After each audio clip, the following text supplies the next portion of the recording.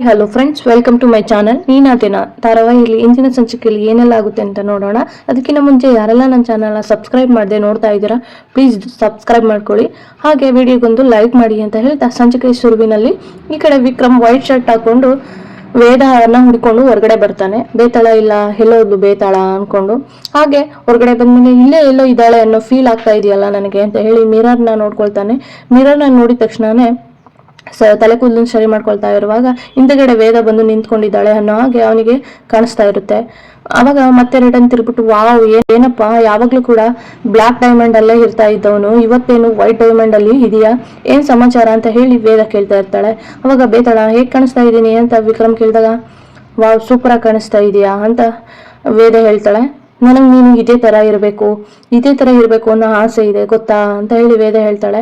ಬರೀ ಆಸೆನಾ ಅಥವಾ ಏನಾದ್ರೂ ಪ್ರೀತಿನಾ ಅಂತ ಹೇಳಿ ವಿಕ್ರಮ್ ಕೇಳಿದಾಗ ವೇದ ಏನನ್ನು ಮಾತಾಡದೆ ಹಾಗೆ ನಚ್ಕೋತಾ ನಿಂತಿರ್ತಾಳೆ.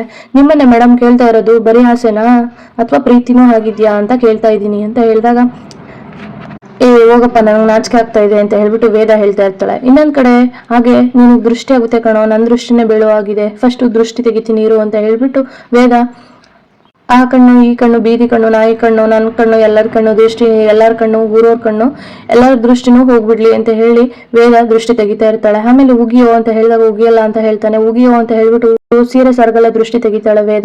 ಅದಾದ್ಮೇಲೆ ವಿಕ್ರಮ್ ಕೇಳಿರೋ ಪ್ರಶ್ನೆಗೆ ಮತ್ತೆ ನಾಚ್ಕೊಂಡು ನಲಿತಾ ಇರ್ಬೇಕಾದ್ರೆ ಬೇತಾಳ ಅಂತ ಹೇಳಿ ಮತ್ತೆ ಕೇಳ್ತಾ ಇರ್ತಾನೆ ವಿಕ್ರಮ್. ಹಾಗೆ ಬಂದ್ಬಿಟ್ಟು ವೇದನ ಗಟ್ಟಿಗೆ ಹಗ್ ಮಾಡ್ಕೊಂಡು ಮೇಲೆ ಎತ್ಕೋತಾನೆ. ಆ ಒಂದು ಸೀನ್ ನೋಡೋದಕ್ಕೆ ತುಂಬಾ ಚೆನ್ನಾಗಿರುತ್ತೆ, ಹಾಗೆ ರೊಮ್ಯಾಂಟಿಕ್ ಆಗೂ ಇರುತ್ತೆ. ಈ ಒಂದು ಸೀನ್ ನಲ್ಲಿ ಇಬ್ರು ಖುಷಿಯಾಗಿದ್ದಾರೆ ಅನ್ನೋ ತರ ಕಾಣಿಸ್ತಾ ಇರುತ್ತೆ. ಆದ್ರೆ ಅಲ್ಲಿ ಬಾಲ ಮತ್ತೆ ಮುನ್ನ ಇಬ್ರು ವಿಕ್ರಮ್ನ ಹಗ್ ಮಾಡ್ಕೊಂಡಿರ್ತಾರೆ. ಅಲ್ಲಿ ವೇದ ಇರೋದಿಲ್ಲ. ವೇದ ಅನ್ಕೊಂಡು ಬಾಲ ಮುನ್ನನ್ನ ಜೋರಾಗಿ ಹಗ್ ಮಾಡ್ಕೊಂಡಿರ್ತಾರೆ. ಅಣ್ಣ ಅಣ್ಣ ಏನಣ್ಣ, ಅದಕ್ಕೆ ಜೊತೆ ಫುಲ್ ರೊಮ್ಯಾನ್ಸಾ ಅಂತ ಹೇಳ್ಬಿಟ್ಟು ಮುನ್ನ ಕೇಳ್ತಾನೆ. ಹೇ ರೊಮ್ಯಾನ್ಸ್ ಇಲ್ಲ, ಎಂತದ್ದು ಇಲ್ಲ ಅಂತ ಹೇಳ್ಬಿಟ್ಟು ವಿಕ್ರಮ್, ನಂಗೆ ಚೆನ್ನಾಗ್ ಗೊತ್ತಾಗ್ತಾ ಇದೆ, ಅಲ್ಲ ಕಣ್ರು ಅವಳು ಬೇತಾಳ ಎಲ್ಲಿದ್ದಾಳೋ ಅಂತ ಹೇಳಿ ನನಗೆ ವೈಟ್ ಡ್ರೆಸ್ ಹಾಕಿಸ್ಕೊಂಡ್ ಬಂದಿದ್ದೀರಾ, ಆದ್ರೆ ಅವಳೇ ಇಲ್ವಲ್ಲೋ ಅಂತ ಹೇಳ್ತಾ ಇದ್ದಾಗ, ಅತಿಗೆ ಎಲ್ಲೋಗ್ತೀನಿ ಅಂತ ಹೇಳ್ಬಿಟ್ಟು ಹೋಗಿಲ್ಲ ಅಂತ ಹೇಳಿದಾಗ ವಿಕ್ರಮ್, ಈ ಬಟ್ಟೆ ಒಂದ್ ಸ್ವಲ್ಪನೂ ಕೂಡ ಕರೆ ಆಗ್ಬಾರ್ದು ಅಂತ ಹೇಳ್ತಿದ್ದಾಗ ಬಾಲಮಂದೆ ಮುನ್ನ, ಹಾಗಿದ್ರೆ ಡೈರೆಕ್ಟ್ ಆಗಿ ಡೀಲ್ ಮುಗಿಸ್ಬಿಡ್ತೀಯಾ ಅಂತ ಹೇಳಿ ಬಾಲಮ್ಮನ್ನ ಕೇಳ್ತಾ ಇರ್ತಾರೆ. ಅಯ್ಯೋ ಅದಾಗಲ್ಲ ಕಣ್ರೋ ಅಂತ ಹೇಳಿ ಮತ್ತೆ ಕೋಪ ಮಾಡ್ಕೊಳ್ತಾರೆ ವಿಕ್ರಮ್. ಸರಿ ಕೋಪ ಮಾಡ್ಕೊಳ್ಳೋದು ಬೇಡ, ಒಂದ್ ನಿಮಿಷ ಇರು, ಅತ್ತಿಗೆ ಎಲ್ಲಿದಾರೋ ಏನೋ ಅಂತ ವಿಕ್ರಮ್ ಕೇಳಿದಾಗ, ನಿಮ್ಮ ಅತ್ತಿಗೆ ಎಲ್ಲಿದಾರೋ ಏನೋ ಅಂತ ಕೇಳಿದಾಗ, ಒಂದ್ ನಿಮಿಷ ಇರು ಅಣ್ಣ, ಅವ್ರು ಎಲ್ಲಿದ್ರು ಇಲ್ಲಿಗೆ ಬರ್ಬೇಕು, ಆ ರೀತಿ ಮಾಡ್ತೀನಿ ನಾನು ಅಂತ ಹೇಳ್ಬಿಟ್ಟು ಫೋಟೋಸ್ನೆಲ್ಲ ಈ ಕಡೆ ವೇದನಿಗೆ ಸೆಂಡ್ ಮಾಡ್ತಾ ಇರ್ತಾನೆ ಮುನ್ನ. ಇನ್ನೊಂದ್ ಕಡೆ ಶಕುಂತಲಾ ಮತ್ತೆ ವೇದ ಇಬ್ರು ಕೂಡ, ನನಗೆ ಇವತ್ತು ತುಂಬಾನೇ ಸಮಾಧಾನ ಆಗ್ತಾ ಇದೆ ಅಮ್ಮ, ಇವತ್ತು ತುಂಬಾ ಖುಷಿ ಕೂಡ ಆಗ್ತಾ ಇದೆ ಅಂತ ಹೇಳಿ ಶಕುಂತಲಾ ಅವರು ಹೇಳ್ತಾ ಇರ್ಬೇಕಾದ್ರೆ, ಹೌದಮ್ಮ ಅತ್ಕಲ್ವಮ್ಮ ನಾನು ನಿಮ್ಮನ್ನ ಇಲ್ಲಿ ಕರ್ಕೊಂಡ್ ಬಂದಿದ್ದು ಅಂತ ಹೇಳಿ ವೇದ ಕೂಡ ಹೇಳ್ತಾ ಇರ್ತಾರೆ. ಈ ಕಡೆ ವಿಕ್ರಮ್ ಫೋಟೋ ಎಲ್ಲ ನೋಡ್ಬಿಟ್ಟು ಖುಷಿ ಪಡ್ತಾ ಇರ್ತಾಳೆ ವೇದ, ಹಾಗೆ ನಗ್ತಾ ಇರ್ತಾಳೆ. ಅವಳದೇ ಆದ ಒಂದು ಪ್ರೇಮ ಲೋಕದಲ್ಲಿ ಕಳೆದೋಗ್ತಾ ಇರ್ತಾಳೆ. ಹಾಗೆ ವೇದ ವಿಕ್ರಮ್ನ ಈ ತರ ನೋಡೋದಕ್ಕೆ ತುಂಬಾ ಖುಷಿ ಪಟ್ಟಿರ್ತಾಳೆ. ಅದೇ ರೀತಿ ವಿಕ್ರಮ್ ಕೂಡ ಈ ತರ ಡ್ರೆಸ್ ಮಾಡ್ಕೊಂಡು ಫೋಟೋಸ್ನ ಕಳಿಸಿದ ತಕ್ಷಣ ವೇದನಿಗೆ ತುಂಬಾ ಖುಷಿ ಆಗ್ತಾ ಇರುತ್ತೆ. ಅಮ್ಮ ಒಂದ್ ನಿಮಿಷ ಇರಿ ಬಂದೆ ಅಂತ ಹೇಳ್ಬಿಟ್ಟು ಸೈಡಿಗೆ ಬರ್ತಾಳೆ. ಸೈಡಿಗೆ ಬಂದ್ಬಿಟ್ಟು ಆ ಫೋಟೋಸ್ನೆಲ್ಲ ನೋಡ್ಬಿಟ್ಟು ತುಂಬಾ ಖುಷಿ ಆಗ್ತಾ ಇರುತ್ತೆ. ವಿಡಿಯೋ ಕಾಲ್ ಮಾಡೋಣ ಅಂತ ಹೇಳಿ ಫೋನ್ ಮಾಡ್ತಾ ಇರ್ತಾಳೆ. ಆಗ ಬೇತಾಳ ವಿಡಿಯೋ ಕಾಲ್ ಮಾಡ್ತಾ ಇದ್ದಾಳೆ ಅಂತ ಅಂದಾಗ ಅದಕ್ಕೆ ಪ್ರೀತಿ ಜಾಸ್ತಿ ಆಗಿದೆ ಬಾಲಮ್ಮನ ಹೇಳ್ತಾ ಇರ್ತಾರೆ. ಅವಾಗ ಹೋಗ್ರು, ನನಗೆ ನಾಚಿಕೆ ಆಗ್ತಾ ಇದೆ, ಫೋನ್ ಪಿಕ್ ಮಾಡಲ್ಲ ಅಂತ ವಿಕ್ರಮ್ ಹೇಳ್ತಾ ಇರ್ಬೇಕಾದ್ರೆ, ಹಣ ಕೊಡೋಣ ಇಲ್ಲಿ ಅಂತ ಹೇಳ್ಬಿಟ್ಟು ಫೋನ್ ಪಿಕ್ ಮಾಡಿ ಮಾತಾಡೋಣ ಇವಾಗ ಅಂತ ಹೇಳಿ ಬಾಲಮ್ಮನ ಇಬ್ರು ಕೂಡ ಫೋನ್ ನ ಮುಂದಿಡ್ತಾರೆ. ಅವಾಗ, ಓ ಏನಪ್ಪಾ ಯಾವಾಗ್ಲೂ ಕೂಡ ಬ್ಲಾಕ್ ಡೈಮಂಡ್ ಎಲ್ಲ ಇರ್ತಾ ಇದ್ದೆ, ಇವತ್ತೇನು ವೈಟ್ ಡೈಮಂಡ್ ಹಾಕೊಂಡು ನಿನ್ಸ್ತಾ ಇದೀಯಾ ಅಂತ ಹೇಳಿ ಫೋನಲ್ಲಿ ಕೇಳಿಸ್ತಾ ಇರ್ತಾರೆ.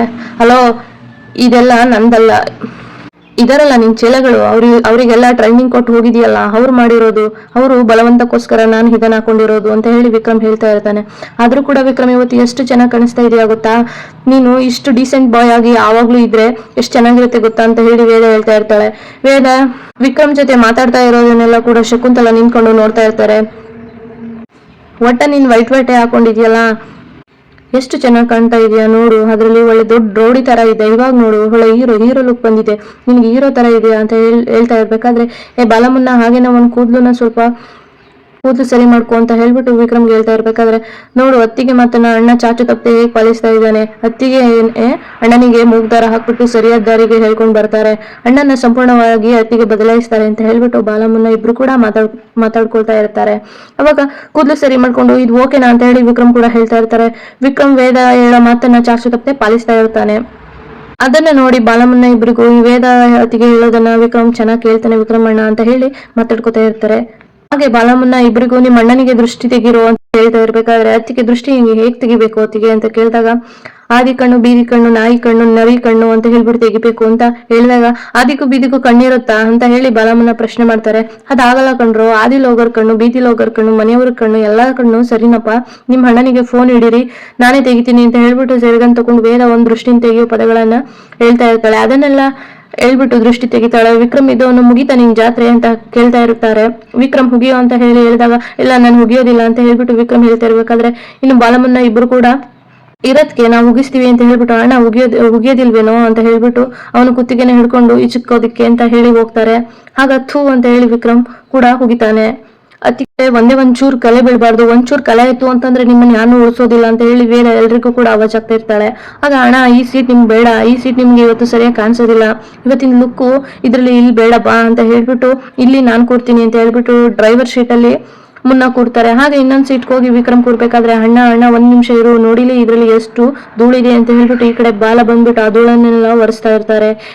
ಚೂರಿ ಧೂಳಿದೆ, ಅದಕ್ಕೆ ಏನ್ರ ಆಯ್ತು ಅಂತ ಈ ತರ ಆಡ್ತಿರಲ್ವೋ ಅಂತ ಅಂದಾಗ ಅದಕ್ಕೆ ಹೇಳಿದಾರಲ್ಲ ಸ್ವಲ್ಪನೂ ನಿನ್ ಶರ್ಟ್ ಮೇಲೆ ಒಂಚೂರು ಕಲೆ ಕೂಡ ಆಗ್ಬಾರ್ದು, ಆ ರೀತಿ ನೋಡ್ಕೋಬೇಕು ಅಂತ, ಆ ರೀತಿ ನೋಡ್ಕೊಳ್ಳೋದು ಅಷ್ಟೇ ನಮ್ ಕೆಲ್ಸ ಅಂತ ಹೇಳಿ ಹೇಳ್ತಾ ಇರ್ಬೇಕಾದ್ರೆ ಅವಳು ಹೇಳಿದಾಳೆ ಅಂತ ನೀವು ಆಗಾಡ್ತಾ ಇದ್ದೀರಾ ಅಂತ ಹೇಳಿ ಈ ಕಡೆ ವಿಕ್ರಮ್ ಹೇಳ್ತಾ ಇರ್ತಾರೆ. ಇನ್ನೊಂದ್ ಕಡೆ ಅದಕ್ಕೆ ನಾವು ಈ ಶರ್ಟ್ ನ ಸೇಫ್ ಆಗಿ ಕಾಪಾಡ್ಕೊಂಡಿದ್ವಿ ಅಂತಂದ್ರೆ ಅದಕ್ಕೆ ನಮ್ಗೆ ಒಂದೊಳ್ಳೆ ಊಟ ಕೊಡ್ತಾರೆ ಅಲ್ವೇನೋ ಅಂತ ಹೇಳಿ ಹೇಳ್ತಾ ಇರ್ತಾರೆ. ಅಯ್ಯೋ ನಿನ್ನ ಒಂದೇ ಒಂದು ಊಟಕ್ಕೋಸ್ಕರ ಇಷ್ಟೊಂದೆಲ್ಲ ಆಟ ಆಡ್ತಾ ಇದ್ದೀರಾ, ಬಂದ್ರೋ ಈ ಕಡೆ ಅಂತ ಹೇಳಿ ವಿಕ್ರಮ್ ಜೀಪ್ ಹತ್ತಿ ಕೂತ್ಕೊಳ್ತಾನೆ. ಇನ್ನೊಂದ್ ಕಡೆ ಈ ವೀರ ಈ ಕಡೆ ವೇದ ಮತ್ತೆ ಶಕುಂತಲ ಇಬ್ರು ಕೂಡ ಜೊತೆಯಾಗಿ ಕೂತ್ಕೊಂಡು ಮಾತಾಡ್ತಿರೋ ಒಂದು ಫೋಟೋನ ದಾಮೋದರ್ ತೋರಿಸ್ತಾರೆ. ಅದನ್ನ ನೋಡಿದಂತಹ ದಾಮೋದರ್ ಕೂಡ ತುಂಬಾನೇ ಜೋರಾಗಿ ಕೂರ್ಕೊಳ್ತಾ ಇರ್ತಾರೆ. ಈ ವೇದನಿಗೆ ಆ ಶಕುಂತಲ ಹತ್ರ ಏನ್ ಕೆಲಸ, ಅವರಿಬ್ರು ಇವತ್ತು ಮೀಟ್ ಆಗಿದ್ದಾರೆ ಅಂತಂದ್ರೆ ಅವರಿಬ್ರು ಮಧ್ಯೆ ಏನೋ ನಡೆಸ್ತಾ ಅಲ್ಲ, ಈ ಶಕುಂತಲನೇ ಬೇಕು ಅಂತಾನೆ ನಮ್ಮನ್ನ ಆಟ ಆಡಿಸ್ಬೇಕು, ನಮ್ಮ ಈ ದಂಧೆನ ನಿಲ್ಲಿಸ್ಬೇಕು ಅನ್ನೋ ಒಂದ್ ಕಾರಣಕ್ಕೆ ಅವಳು ಈ ರೀತಿ ಎಲ್ಲ ಪ್ಲಾನ್ ಮಾಡ್ಕೊಂಡೆ ಇದನ್ನೆಲ್ಲ ಮಾಡ್ತಾ ಇದ್ದಾಳೆ ಅಂತ ಅನ್ಸುತ್ತೆ. ಈ ವೇದನ ಮನೆ ಕಳಿಸಿರೋದು ಅಂತ ಮಾತಾಡ್ಕೊತಾ ಇರ್ತಾರೆ.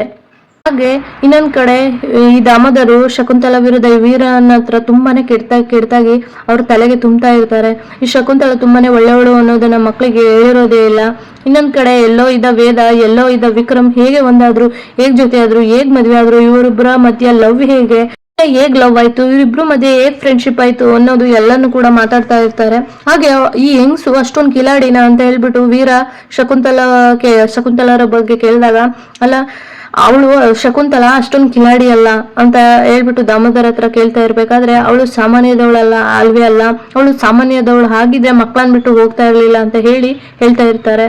ಅವಳು ಸ್ವಾರ್ಥಿ, ಅವಳು ಅಂತ ಹೇಳಿ ಬೈತಾ ಇರ್ತಾರೆ. ಹೌದು ಪಪ್ಪ, ನಮ್ಮ ಚಿಕ್ಕ ಮಕ್ಕಳನ್ನೇ ಬಿಟ್ಟು ಹೋಗಿ ಬೇರೆಯೊಬ್ಬರನ್ನ ಮದುವೆ ಆಗಿ ಮತ್ತೆ 2 ಮಕ್ಕಳನ್ನ ಮಾಡ್ಕೊಂಡಿದ್ದಾಳೆ ಅಂತಂದ್ರೆ ಅವಳೇನು ಸಾಮಾನ್ಯದವಳಲ್ಲ, ಅಲ್ವೇ ಅಲ್ಲ ಅಂತ ಹೇಳ್ಬಿಟ್ಟು ವೀರ ಕೂಡ ಹೇಳ್ತಾ ಇರ್ತಾನೆ.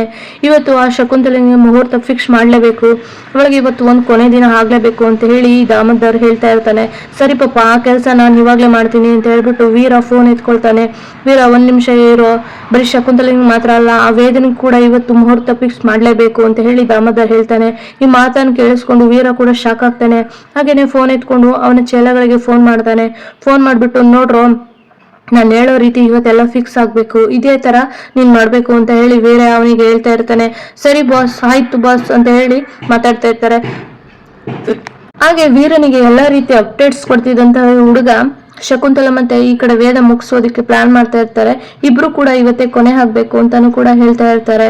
ವೇದ ಎಷ್ಟೊತ್ತು ಮಾತಾಡ್ತಾ ಇದ್ದಿದ್ದು ನೀನು ಆ ರೌಡಿ ಜೊತೆಗ ಅಂತ ಶಕುಂತಲ ಕೇಳಿದಾಗ ಅಮ್ಮ ರೌಡಿ ಅಂತ ಯಾಕೆ ಹೇಳ್ತೀರಾ, ನಿಮ್ ಗಂಡ ಅಂತ ಕೇಳಬಹುದಲ್ಲ ಅಂತ ಹೇಳಿ ಹೇಳ್ತಾ ಇರ್ತಾರೆ. ನೋಡಮ್ಮ, ಅವನಿಗೆ ಆ ಪಟ್ಟ ಬಂದಿರೋದು ಇವತ್ತಿಂದಲ್ಲ, ಹುಟ್ಟಿದಿಂದ ಬಂದಿರುತ್ತೆ ಅಂತ ಹೇಳಿದಾಗ ಅಮ್ಮ ಆಗನ್ನಕ್ ಹೋಗ್ಬೇಡಿ ಅಮ್ಮ, ಹುಟ್ಟಿನಿಂದ ಕೂಡ ಯಾರು ರೌಡಿ ಆಗಿರೋದಿಲ್ಲ, ಅವನಿಗೆ ಪರಿಸ್ಥಿತಿ ಆ ಕ್ಷಣಕ್ಕಾಗಿ ಮಾಡಿದೆ, ಅವರನ್ನ ಇಷ್ಟಪಟ್ಟು ಬೆಳೆಸಿದ್ರು ಒಬ್ರು ಅವರಿಂದ ದೂರ ಆಗಿದ್ದಾರೆ ಅಮ್ಮ. ಅವನ ಜೊತೆಗಿದ್ರೆ, ಅವ್ರ ಅಮ್ಮ ಅವ್ರ ಜೊತೆಗಿದ್ರೆ ಅವನು ಇವತ್ತು ರೌಡಿ ಆಗ್ತಾ ಇರ್ಲಿಲ್ಲ ಅಮ್ಮ.